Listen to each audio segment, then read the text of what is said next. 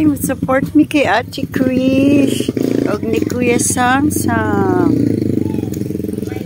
Go, go, Chris. Kaya mo yan.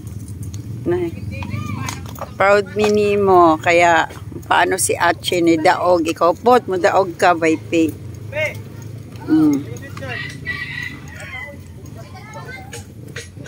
Tapos namin kumain, ito.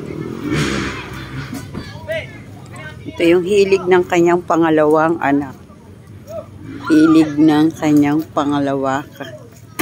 Kani, yung isang, no 15, kanyang panganay ay mali at nanalo sa festival. Festival Queen.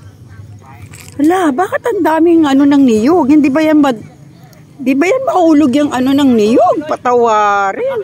Ano ba yan? Ngayon ko nakakita may ganyan. Paano ko nahulog yan? Simba ko, Lord, protection lang ni Chris. Ingatan mo.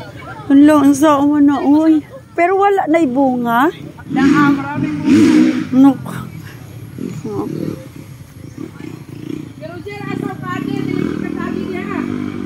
Mukhang gusto niya yata sa taliwa pa siya.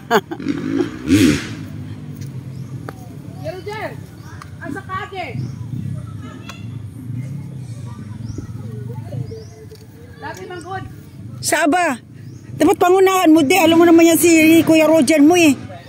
Style na siga-siga ba? Hoy, muagig. Saba ta, dali na.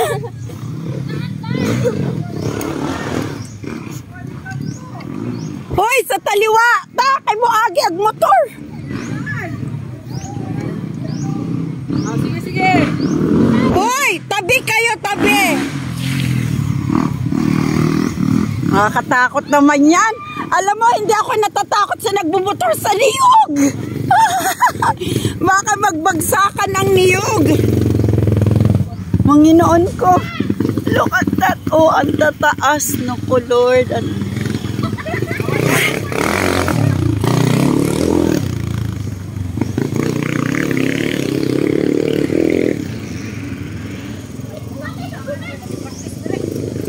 Kasi uwi na kami sa Wednesday. Wednesday ba or Thursday? Tama, Wednesday. Thursday. Kaya we support our niece. Aming pamangkin. Siya. Enjoy lang ang life. Iba-iba man ang pagtawag. Pero na sa'yo. Kuya Samsam. Sayang si Kuya Samsam. Di nag-aaral siya. Ayuhan mo yan. Dapat kumuha ka ng tsinelas kay Uncle doon. Yung bago. Talagang mapuputi ka niyan. Ewan ko sa'yo.